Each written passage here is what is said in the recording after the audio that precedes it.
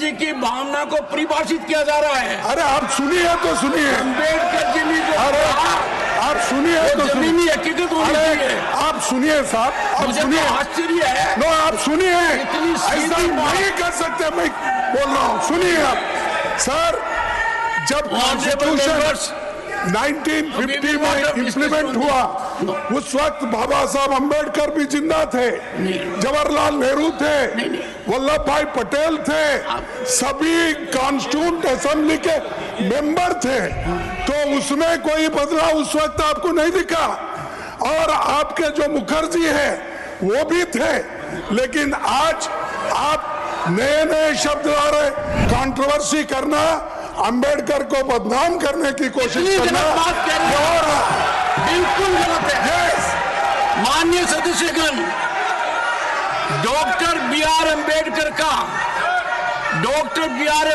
का भारी अपमान होगा यदि अगर जो संविधान की प्रतिलिपि पर दस्तखत हुए हैं वो प्रसारित न की जाए। सदन के नेता, क्या कारण थे कि 26 जनवरी 1949 को जो भारत के संविधान पर हस्ताक्षर किया गया, उनके महत्वपूर्ण हिस्सों को कुछ लोगों ने न जाने कब बिना किसी संसदीय स्वीकृति के उन्हें हटा दिया। मैं उदाहरण के रूप में दूंगा। भारत के संविधान को रचते समय सभापति महोदय, संविधान सभा ने नंदलाल बोस जी को निमंत्रित किया था। संविधान सभा ने उन्हें निर्देशित किया था कि संविधान की भावनाओं को परिलक्षित करने के लिए कुछ इलस्ट्रेशन से बना करके संविधान के हिस्से बनाए गए। नंदलाल बोस जी ने भारत के तत्कालीन संविधान के 22 अध्यायों के सर्वोत्तम पहले पेज पर ऊपर के स्थान पर 22 इलस्ट्रेशंस बनाए। क्या थे वो इलस्ट्रेशंस? भारतीय सभ्यता की सर्वोच्च प्रतिनिधि, प्राचीनतम प्रतिनिधि सिंधु घाटी की सभ्यता का जो मोहनजोदड़ो का सील था वो बनाया गया था, जिसे इन लोगों ने हटा दिया। भगवान श्री राम जब लौट करके आ रहे थे, भारत का भगवान श्री राम जब लौट करके अयोध्या आ रहे थे, उनके इस वापस लौटने की फोटो बनाई गई थी जो हटा दी गई। भगवान कृष्ण युद्ध के मैदान में जब सरमन दे रहे थे, उस पूरे दृश्य को हटा दिया गया। भगवान बुद्ध की फोटो को, उनके आदेश को हटाया गया। भगवान महावीर के उपदेश देते हुए हिस्से को हटाया गया। सम्राट विक्रमादित्य की फोटो को हटाया गया। यहाँ तक कि महात्मा गांधी की 2 फोटोज थी, उन दोनों फोटोज को इन लोगों ने हटा दिया। लक्ष्मीबाई की फोटो इन लोगों ने हटाने का काम किया। शिवाजी की फोटो इन लोगों ने हटाने का काम किया। हिमालय, समुद्र जो भारत की सीमाएं बनाती थी, उनके फोटो इन्होंने हटाने का काम किया। नेताजी सुभाष चंद्र बोस की फोटो ये स्वीकार नहीं कर पा रहे थे। नेताजी सुभाष चंद्र बोस के प्रति मैं इतनी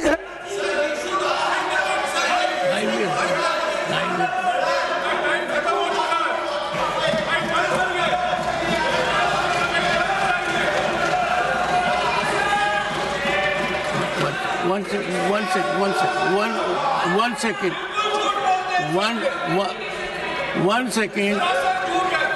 माननीय सदस्यगण, मैं बताता हूँ। माननीय एक सेकंड।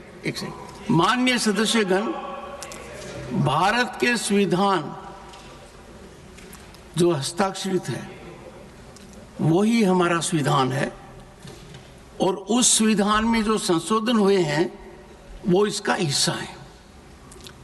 ये निर्विवाद है कि जो संविधान हस्ताक्षरित है और जो सदन में भी है उसमें संशोधन है, वही प्रचारित होना चाहिए, वही प्रसारित होना चाहिए।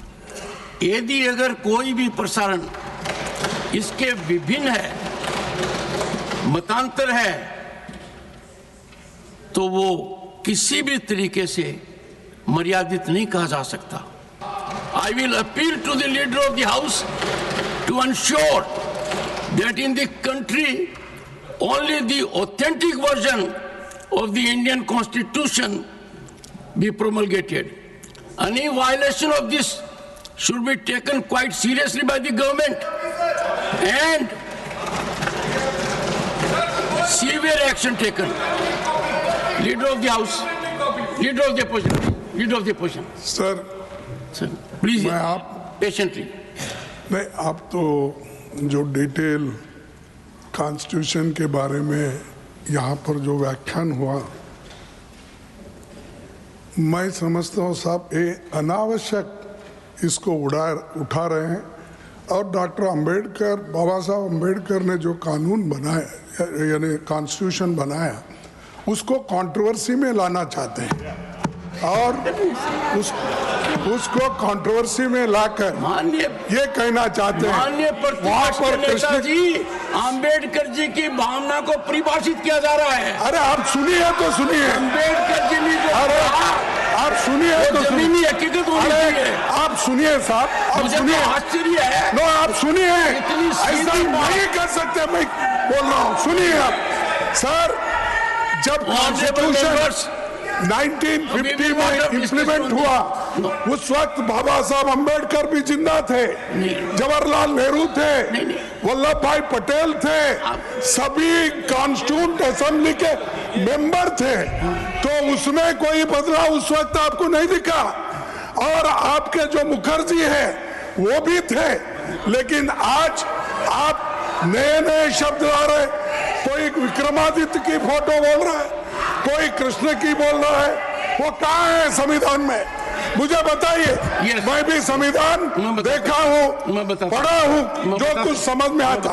आप तो एडवोकेट है साहब, आप कभी देखे संविधान में कुछ बदलाव हुआ है? मैं बताता हूँ। और जो भी हुआ है वो कंसेंट से हुआ है, एक सेकंड, सदन के कंसेंट से हुआ है। माननीय सदस्यगण, एक सेकंड, ये ठीक नहीं। आप अलाउ करके ये बात इसको बढ़ाना, सदस्यगण तो कंट्रोवर्सी करना, अंबेडकर को बदनाम करने की कोशिश करना बात कर रहे हैं, बिल्कुल गलत है।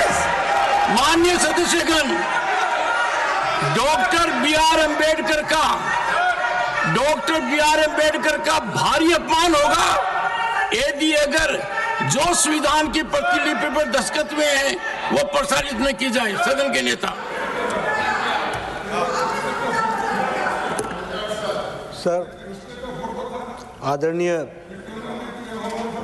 सभापति जी, जो विषय हमारे सदस्य राधा मोहन दास अग्रवाल जी ने 0 आवर में उठाया है, ये बहुत ही महत्वपूर्ण है। और सर बिल्कुल गलत मुद्दा उठाया है सर।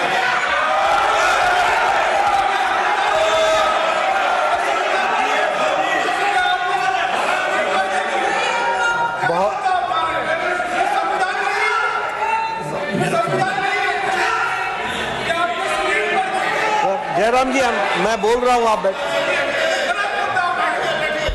ये बहुत ही महत्वपूर्ण मुद्दा उठाया है। महत्वपूर्ण मुद्दा इस तरीके से है कि उन्होंने जो कहा कि संविधान की जो मूल प्रति है, उस मूल प्रति में बहुत से इलस्ट्रेशंस हैं और वो इलस्ट्रेशंस के साथ कॉन्स्टिट्यूशन की कॉपी है।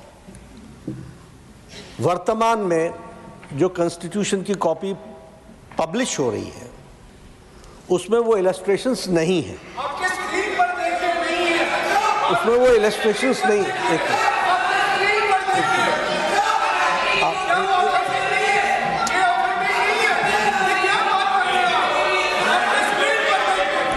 आपको जयराम जी, आपको गुस्सा क्यों आ रहा है? आपको गुस्सा क्यों आ रहा है? मैं कोई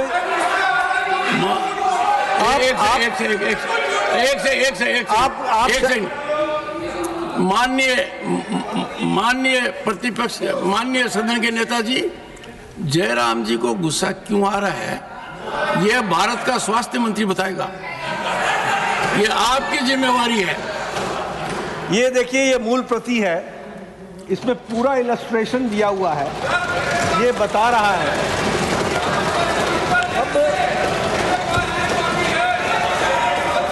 इसमें हर जगह हमको दिख रहा है। और अभी जो संविधान पब्लिश हो रहा है, जो भी पब्लिशर्स पब्लिश कर रहे होंगे, उसमें ये कृतियां नहीं है। और आपने बहुत सही डायरेक्शन दिया। जो राधा मोहन जी ने जो प्रश्न उठाया वो बहुत महत्वपूर्ण है और आपने सही डायरेक्शन दिया। सरकार इस बात को इंश्योर करेगी कि निश्चित रूप से कॉन्स्टिट्यूशन की भावनाओं के साथ वह पब्लिशर्स पब्लिश करें और वही कॉन्स्टिट्यूशन की कॉपी मार्केट में उपलब्ध हो। एक बात। दूसरी बात, दुख के साथ कहना पड़ता है कि विषय कुछ और था और हमारे लीडर ऑफ द ऑपोजिशन ने राजनीति को ध्यान में रखते हुए राजनीतिक इशू, पॉलिटिकल इशू को उठा करके इन्होंने उसका एडवांटेज लेने का प्रयास किया। यह बहुत दुर्भाग्यपूर्ण है। राधा मोहन जी ने भीमराव अंबेडकर जी के बारे में एक शब्द नहीं बोला है, एक शब्द नहीं बोला, और इन्होंने कहा कि भीमराव अंबेडकर को बदनाम करने की कोशिश हो रही है, इसको एक्सपंज किया जाए। हमारे भारत रत्न भीमराव अंबेडकर जी हम सब के लिए आदरणीय हैं और जिस तरीके से उन्होंने भारत के संविधान को रचने में जो चेयरमैन की भूमिका अदा की है उसको देश कभी भूल नहीं सकता। उनको ध्यान, और उनके वो भी चाहते थे सभापति जी कि ये कृतियां भारत की मूल भावना को बताने वाली हैं, इसलिए ये संविधान में समाहित थी। One second, Shri Derek O'Brien. One point. No, please listen to it. I will appreciate everyone must listen to the person whom the chair has given opportunity. Shri Derek O'Brien. Sir, there is this one point, just one point. On my computer here, I have 404 pages of the Constitution of India. Then this is also must be the wrong, illegal one because there are no illustrations in the one in Parliament. We can't have it open-ended, sir.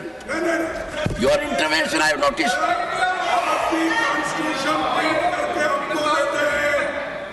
Rajya Sabha से लोकसभा के सदस्यों को आप भी print करके देते हैं। We will make amends. क्या उसमें है?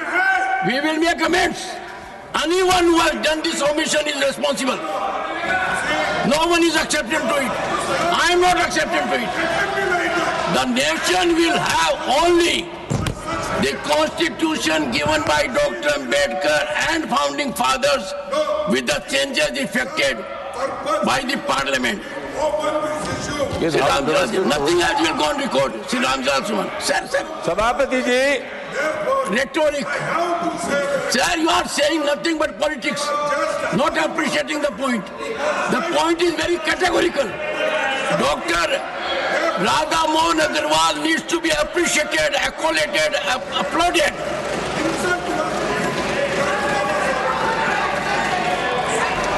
सर,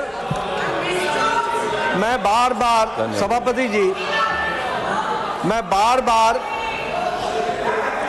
बार ये प्रश्न कर रहा हूं कि राधा मोहन जी ने जो प्रश्न उठाया जिस पर आपने अपना रूलिंग भी दी और आपने कहा किसी से भी हुई है गलती, इसको रेक्टिफाई करना चाहिए। मैं ये जानना चाहता हूं कि विपक्ष को इसमें तकलीफ क्या हुई है।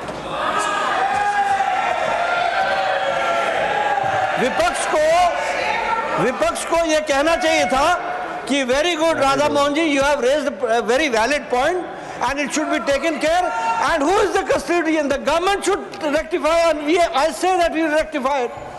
इनको तकलीफ क्या होती है?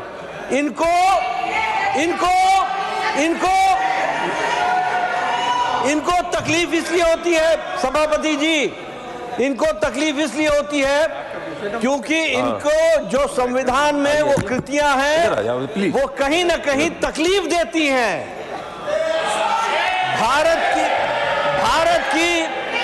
भारत की संस्कृति को याद करना और हमारे आने वाले जनरेशन्स उसको याद रखें, उससे वंचित रखने में इनका एजेंडा है। इनका एजेंडा है कि भारत की जो पुरातन संस्कृति, जो गौरवमय संस्कृति है, जिस पर हम गौरव करते हैं, जिस पर हम गर्व करते हैं, वह संस्कृति आने वाली जनरेशंस न जान सके, इसलिए there is a hidden agenda और इसलिए इनको तकलीफ हो रही है, क्योंकि जो विषय